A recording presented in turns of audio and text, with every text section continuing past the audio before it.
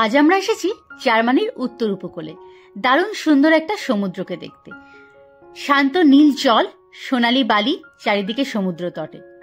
Hello everyone, আমি সুনন্দা, প্রবাসী আমার জগতে হামবুর্গ থেকে দ্বিতীয় ব্লগে তোমাদের সবাইকে ওয়েলকাম।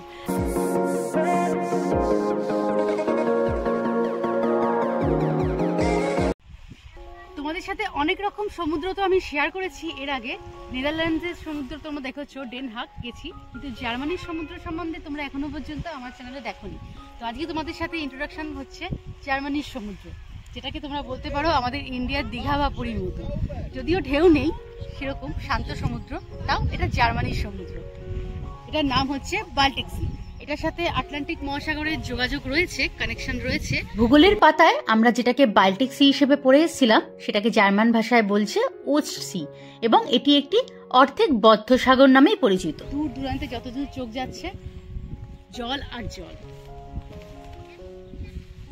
জলের আওয়াজ ভেসে আসছে দূর থেকে, অনেকটা দূর থেকেই। হাওয়া একদমই নেই আজকে, তাই জন্য জলের স্রোতও সেরকম নেই। জানি না অন্য সময় এটা থাকে কিনা, তবে সামার টাইমে জায়গাটা খুবই হ্যাপেনিং। আশেপাশটা দেখে যা বুঝছি, পেছনটা দেখো কত বড় এলাকা জুড়ে এরকম চেয়ার রাখা রয়েছে, এবং চেয়ারগুলো উপর থেকে কভার, যাতে সানসেট বা সানশাইনের সময় তুমি বসে এনজয় করতে পারো। সারাদিনও তুমি এখানে এনজয় করতে পারো। আর এই জায়গাটায় ডগ অ্যালাউ নয়, তো আনফর্চুনেটলি আমরা জ্যাককে নিয়ে আসতে পারলাম না। আমি আর রনিতাই এখানে এসেছি, ওরা বাইরেটা রয়েছে। ভেবেছিলাম ঠান্ডা হবে, খুব একটা ঠান্ডা নেই এখন, যেহেতু এপ্রিলের শেষ। হাওয়াটা অল্প অল্প রয়েছে, বাট যেরকম এক্সপেক্ট করেছিলাম সেরকম হাওয়া নেই।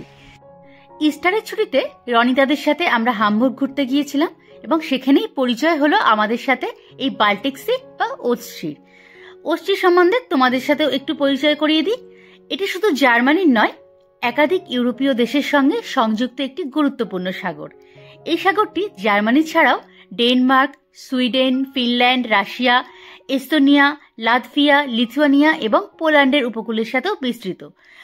ওস্টসির মাধ্যমে বিভিন্ন দেশের সাথে সমুদ্রপথে পণ্য পরিবহন এবং পর্যটন, সাংস্কৃতিক আদান প্রদান সম্ভব হয়ে থাকে। ওস্টসি একটি অর্ধেক বদ্ধ সাগর। এই সাগরে জলের উৎসটি মূলত কয়েকটি বড় নদী থেকে এসছে, এছাড়াও নর্থ সির সাথেও যুক্ত। যে বড় নদীগুলি থেকে এখানে জল আসে সেগুলির মধ্যে ওডার, ভিসলা এবং নেমেন, এই তিনটি নদী উল্লেখযোগ্য। নদীগুলির সাথে যুক্ত হওয়ায় এই সমুদ্রের জল কিন্তু মিষ্টি, এবং এটি আটলান্টিক মহাসাগরের সাথেও কোনো না কোনোভাবে যুক্ত রয়েছে। এখানে একটা অ্যাকোরিয়ামও রয়েছে। ওস্টসি বা বাল্টিক সির জল নিয়ে কিন্তু একটা মতভেদ রয়েছে। নদীগুলি থেকে আসার জন্য এই জলের মিষ্টতা যেমন আছে, তেমন কেউ কেউ মনে করে ডেনমার্ক এবং সুইডেনের মাঝে থাকা সরু প্রণালীগুলির মাধ্যমে উত্তর সাগরের লবণাক্ত জল এখানে প্রবেশ করে। তাই এই সমুদ্রের জল অন্যান্য সমুদ্রের তুলনায় কম লবণাক্ত। একে মাঝে মাঝে ব্রাকিশ ওয়াটারও বলা হয়, অর্থাৎ অর্ধেক মিঠা জল। এখানে টিকিট রয়েছে, এটা মনে হচ্ছে হোল্ডে এখানে কাটানোর জন্য। তো এখানে যেহেতু ডগ অ্যালাউ নয়, তো আমরা জ্যাককে নিতে পারবো না। 1 এপ্রিল থেকে 30 সেপ্টেম্বর ডগ অ্যালাউ নয়, মানে সামার টাইমটা পুরোটাই বন্ধ করে রেখেছে ডগের জন্য। এখানে বিচে সব ওস্টসি উপকূলে অনেক সুন্দর এবং জনপ্রিয় সমুদ্র সৈকত রয়েছে, যেগুলির মধ্যে আকর্ষণীয় এবং অনেকগুলি বৈশিষ্ট্যপূর্ণ বটে। আমরা যে সমুদ্র সৈকতে এখন রয়েছি সেটির নাম হলো টিমেনডর্ফার স্ট্রান্ড। এই মনোরম সুন্দর প্রকৃতির মাঝখানে শান্ত বাতাস এবং সমুদ্রের নীল জলের মাঝে নিজেকে হারিয়ে ফেলার জন্য উপকূল অঞ্চলে রয়েছে কিছু স্ট্যান্ড কর্ভ, অর্থাৎ সানবেড, যেগুলি বিশেষ কাঠের ও বেতের তৈরি চেয়ার সূর্যের আলো থেকে রক্ষা করে, এখানে আরামদায়ক এবং বিশ্রামের সুযোগ করে দেয়। ছুটি কাটানোর জন্য, বই পড়ার জন্য, এমনকি সমুদ্রের ধারে একাকিত্বের জন্য এই আরামদায়ক চেয়ারগুলি হলো অন্যতম। এই স্ট্যান্ড কর্ভগুলো কিন্তু এখানকার আইকনিক জিনিস। আসার সময় আমি অনেক দোকানেই দেখতে পেলাম হাতের কাজ, সুন্দর সুন্দর ঘর সাজানোর জিনিস, সবকিছুতেই কিন্তু এইরকম আইকনিক একটা জিনিস আমি দেখতে পেয়েছিলাম। এখন সমুদ্রের ধারে এসে বুঝতে পারলাম এটা আসলে কি। অনেক বাচ্চাদের হাতেই দেখলাম ড্রাগন, তো দেখে সেটাও বুঝতে পারলাম এখানে পাশেই একটা অ্যাকোরিয়াম রয়েছে, তো সেখানে ড্রাগনের কিছু গেমও রয়েছে। এই অপূর্ব সুন্দর ওস্টসিতে জাহাজেরও রাইড নেওয়া যায়, তার জন্য এখানে ওয়েবসাইট দেওয়া রয়েছে, তুমি ডাইরেক্ট অনলাইনেও বুক করতে পারো। আর এখানে একটা ছোট্ট দেখছি ক্যালেন্ডার দেওয়া রয়েছে, যেহেতু এটা ইস্টারের উইকেন্ড, সেই জন্য কোন টাইমে কোন ডিরেকশনের জন্য শিপ যাচ্ছে সেটা এখানে মেনশন করা রয়েছে। তো এখানে এসেও তোমরা দেখে বুক করতে পারো। তো এখানে আমি একটাই দেখছি এই উইকের জন্য, শুধু নেক্সট উইকের কোনো ডিটেলস এখানে দেওয়া নেই। অস্থির কোস্টাল এরিয়া ধরে হাঁটতে হাঁটতে তুমি এরকম অনেক সুন্দর সুন্দর পার্ক এবং এখানে সুন্দর সময় কাটানোর জায়গাও পাবে, আর তার সাথে পাবে বেশ কিছু সুন্দর ভিউ পয়েন্ট। তো আমরাও এখন রওনা হয়েছি সেরকম একটা ভিউ পয়েন্টের উদ্দেশ্যে। 600 মিটার মতন ডিস্টেন্সেই একটা খুব সুন্দর ভিউ পয়েন্ট আছে, তো সেটার উদ্দেশ্যেই আমরা এখন যাচ্ছি। বাট মাঝপথে এসে দেখলাম রাস্তাটা এখানে ব্লক করা রয়েছে, সমুদ্রে নাবার কোনো উপায় নেই এখান দিয়ে। ওনার সমুদ্রের কোনো কনস্ট্রাকশনের কাজ চলছে, এই জন্য এই দিকটা বন্ধ করে রেখেছে। তো আমরা এখন গুগলে সার্চ করছি যে ওই লোকেশনটা বা ওরকম কোনো লোকেশন আশেপাশে কিভাবে যাওয়া যায়। দেখতে দেখতেই দেখতে পেলাম একটা হোটেলের ডিরেকশন দেখাচ্ছে। প্রথমে যেতে ভয় লাগছিল যে হোটেলে কিছু অবজেকশন আসবে কিনা এখানে যাওয়ার জন্য, তো দু একজন আমাদের আগে গেল, তাদেরকে ফলো করতে করতে আমরাও এগিয়ে পড়লাম। বেরিয়ে দেখলাম সত্যি খুবই সুন্দর লাগছে জায়গাটা। এখানে দেখলাম আর একটা সমুদ্র সৈকত, তোমাদের দূর থেকে দেখাচ্ছি। তো ওই দূরে যে ব্রিজটা দেখা যাচ্ছে আমরা এখন ওইখানেই যাব। কোস্টাল এরিয়ায় এখন কাজ চলছে, তাই জন্য এই প্রাইভেট প্রপার্টির ভেতর দিয়ে এখন সবাই দেখছি যাতায়াত করছে এই এরিয়াটায় আসার জন্য। তো আমরাও সেটাই ইউজ করলাম। তো এই জায়গাটা দেখে রাখো, তোমরাও যদি কখনো আসো এই জায়গাটা দিয়েও আসতে পারো, এটার প্রাইভেট প্রপার্টির ভেতর দিয়ে রাস্তাটা। তো আমরা খুব সুন্দর গল্প করতে করতে পৌঁছে গেলাম এই সুন্দর ভিউ পয়েন্টটা। এখানে কিন্তু ডগ অ্যালাউ, এই নিচে যে বিচের জায়গাটা দেখছি এখানে কিন্তু অনেকেই ডগ নিয়ে এসছে। তো জ্যাককে নিয়ে অনিশও ওখানেই গেল। তো অনিশের সাথে জ্যাকের কিছু ভিডিও আমি তোমাদের সাথে শেয়ার করব। তার আগে দেখিনি এখন যে ভিউ পয়েন্টটা এসছি সেটা কি সুন্দর দেখতে। দেখো কি সুন্দর একটা শেপ করা রয়েছে জলের ওপর। এখান দিয়ে সবাই হেঁটে হেঁটে দূর দূরান্ত পর্যন্ত চলে যাচ্ছে এবং বাল্টিক সিয়ের অনেকটা মাঝখান পর্যন্ত গিয়ে সবাই এনজয় করছে। যদিও হালকা হালকা ঝিঝি করে বৃষ্টি পড়ছে, হাওয়াও রয়েছে, বৃষ্টিটা কেটে যাচ্ছে, কিন্তু মেঘলা ওয়েদার বলে একটু ঠান্ডা লাগছে। তো হঠাৎ করে যদি ঝমঝমিয়ে বৃষ্টি আছে সেই জন্যই আমরা কাছাকাছি রয়েছি, বেশি ভেতর অবধি গেলাম না। রনি তারা একটুখানি ভেতরে গেল, ওরা পুরো এই সার্কেলটা করে একবার ঘুরে দেখে আসতে বললো আশপাশটা।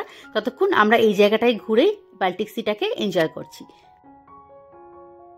শান্ত সাগরের মনোরম দৃশ্য আর তার সাথে সোনালি বালি চারিধারে, বেশ দারুণ লাগছে। আমি জানি না ক্যামেরায় কতটা আনতে পারছি, ওয়েদারটা একটু মেঘলা বলে অন্ধকার হয়ে আছে, কিন্তু আমরা তো দারুণ এনজয় করছি। সমুদ্রের ধারে নরম বাতাস, তার সাথে ঢেউয়ের সুন্দর শব্দ, এই শুনতে শুনতে আমাদের দীঘা বা পুরীর মন্দারমণি মাছ ভাজার কথা মনে পড়ে গেল। তাই জন্য আমরা এখন চলে এসেছি মাছ ভাজা কোথায় পাওয়া যায় সেটা খুঁজতে। বাঙালি বলে কথা, ঘুরতে এসেছি তাও আবার সমুদ্রের ধারে, একটু মাছ না খেলে চলে? তো আমরা এখন রেস্টুরেন্ট খুঁজছি কোথায় এখন লাঞ্চের টাইমে ভালো টাটকা মাছ পাওয়া যায়।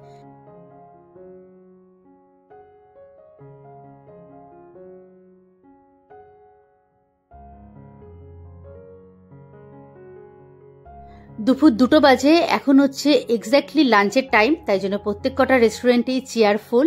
আর আমরা 4 জন যেহেতু বসবো, জ্যাককে নিয়ে আর চিকারও জায়গা লাগবে, সেই জন্য একটু বেশি বড় জায়গায় খুঁজছি। তো খুঁজতে খুঁজতে এই রেস্টুরেন্টটার ধারে আসলাম, দেখে কি ভালো লাগছে দেখো। সমুদ্রের ধারে আমরা যেরকম স্ট্যান্ডগুলো দেখছিলাম এখানে সেরকমই করা রয়েছে চেয়ারগুলো, বেশ দারুণ লাগছে। কিন্তু জ্যাক নিয়ে ওখানে বসতে পারবো না, তাই জন্য আমরা ওরকম সিট নিলাম না। তো আমরা নর্মাল সিটই দেখছি। তার আগে ভেতরে একবার দেখিয়ে নিই তোমাদের কি কি ধরনের মাছ পাওয়া যাচ্ছে।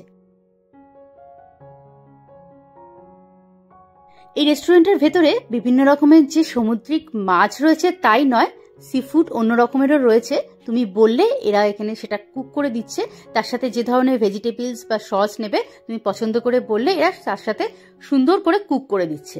ওপরে প্রাইসও লেখা রয়েছে কোনটার কিরকম দাম। তো ভেতরেই বসে অনেকে খাচ্ছে দেখলাম, কিন্তু আমরা ভেতরে বসবো না, আমরা বাইরে একটা সুন্দর জায়গা পেয়ে গেছি। প্রকৃতির মাঝখানে বসে মাছ ভাজা খাওয়ার আনন্দটাই আলাদা, তা আবার সমুদ্রের ধারে।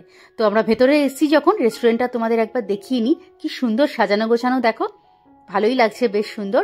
পুরোনো দিনের অনেক ছবিও রয়েছে দেখলাম, এখানে যে মালিক তার ছবি, পুরনো কাস্টমারদের ছবি সবই দেখলাম দেয়ালে লাগানো রয়েছে, ঠিক আমাদের কলকাতার মিত্র ক্যাফের মতন। তো আমরা খাবার অর্ডার করে দিলাম, এখানে দেখেও অর্ডার করতে পারো তুমি এসে। তো ওরা বললো টেবিলেই সার্ভ করছে। তো আমরা এখন আবার টেবিলের কাছে চলে যাব। এই দেখো খাবার এসে গেছে 10 মিনিটের মধ্যে। আর এটা হচ্ছে ফিশ এন্ড চিপস। আর এটা ওই বেক ফিশ উইথ বার্ড কাটফেল উইথ রেমোলাডে সস। কি সস?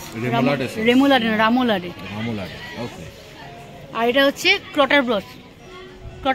কি ওটা? না, এটা হচ্ছে কি গার্লিক ব্রথ, এক্সট্রা কোনো ব্রেড দিয়ে। দেখ না।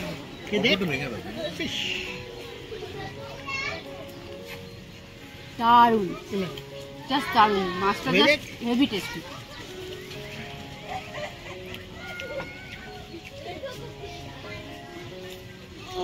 আবার আসবি তো এখানে এই মাছ খেতে? মাছ খেতে আসতে পারি, বাট হামবুর্গ আসবো না। কেমন? দারুন দারুন।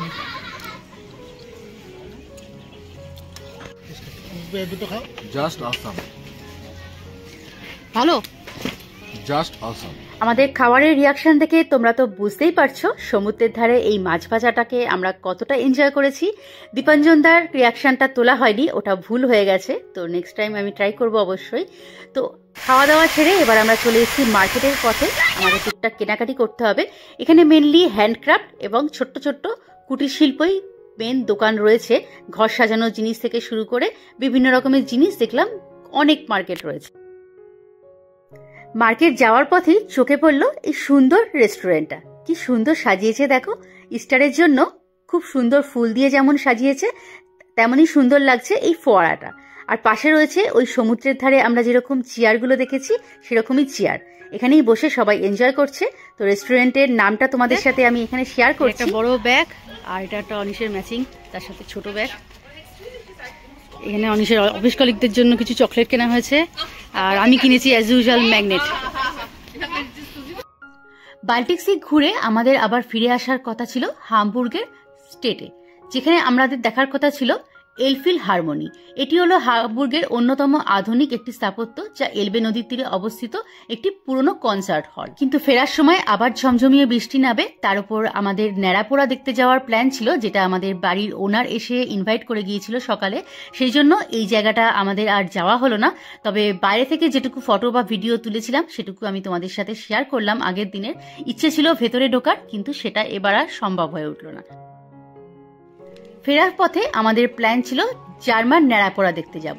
ইস্টারের পরের দিন জার্মান গ্রামের এটা একটা ফেস্টিভ্যাল, তো এটা আমাদের যে হোটেলের ওনার তিনি এসে ইনভাইট করে গিয়েছিলেন। সন্ধ্যে 7টার সময় এটা হওয়ার কথা ছিল, আমরা 6:30টার মধ্যেই পৌঁছে গিয়েছিলাম। এই ভিডিওটা আমি অলরেডি আমার চ্যানেলে শেয়ার করে দিয়েছি, তোমরা যদি না দেখে থাকো প্লিজ একবার আমার চ্যানেলে গিয়ে দেখে নাও।